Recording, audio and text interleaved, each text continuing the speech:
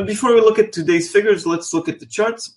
This is our technical segment for major currency pairs in the middle of June, ahead of the Fed in this case. So here we are. Euro dollar, let's zoom out. Currently 112.17. If we zoom out to the daily chart, we reached a peak here. If you want to double top at 112.84, just under 113, which was the high seen in the US elections. Above that, we have 113.60 and 114.20.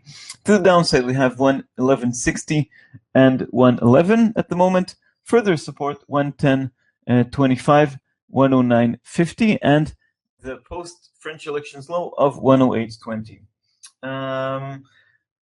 Then I have a comment here from Ed before we move to the next currency. Ed says Germany wants a stronger euro, but the ECB wants a weaker. So we have a range, for a wide range for a long time until some bad news on Europe. Yeah, but if you look at the euro-dollar chart since the beginning of the year, the trend is to the upside. So maybe Germany gets what it wants, but it's mostly the economic situation that really has improved in the Eurozone. Political situation is more stable in the Eurozone now, so there are good reasons to see the euro rising. Currently, we're in a range, but the trend since the beginning of the year, higher lows, higher highs. Okay, let's move on to pound dollar. Here we have much more drama of late. So here's the reaction to the British elections.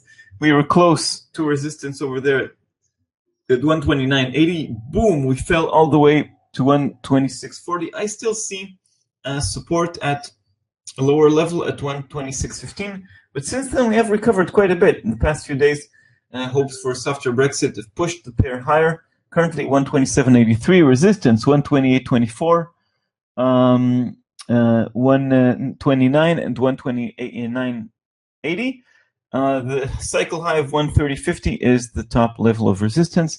To the downside, 127 is weak support. Further support 126.15, 125, and 124.15. Let's continue. We have elections in Germany in September, but I don't think it's a big risk because Merkel has a big lead, and even if Schulz wins, he's also pro-European, so it's not such a drama, in my opinion. Anyway, dollar yen. Here we are, dollar yen, currently around 110.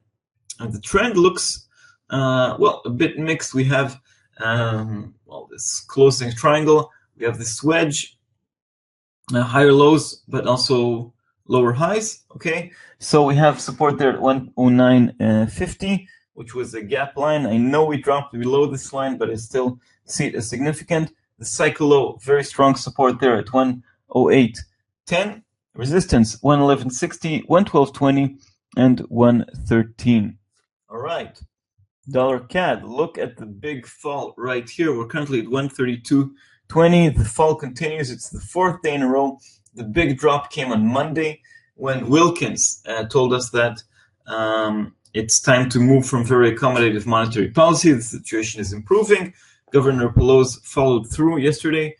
Support awaits at 131.80. Further support 130.80, and then 130 resistance 132.65 and 133.80. High resistance 137.90. Aussie dollar. Aussie dollar is also trending a bit higher, but very, very gradually, very, very cautious. 75.60. Currently battling resistance. Further resistance 76.10, followed by 77 and 77.40. Support at 75.20, 75. It's quite busy down there. 74.50, 73.75, and 73.25. And the Kiwi dollar also rising quietly. Okay, but this is quite a trend. You have so many days of movements to the upside, and yeah, and then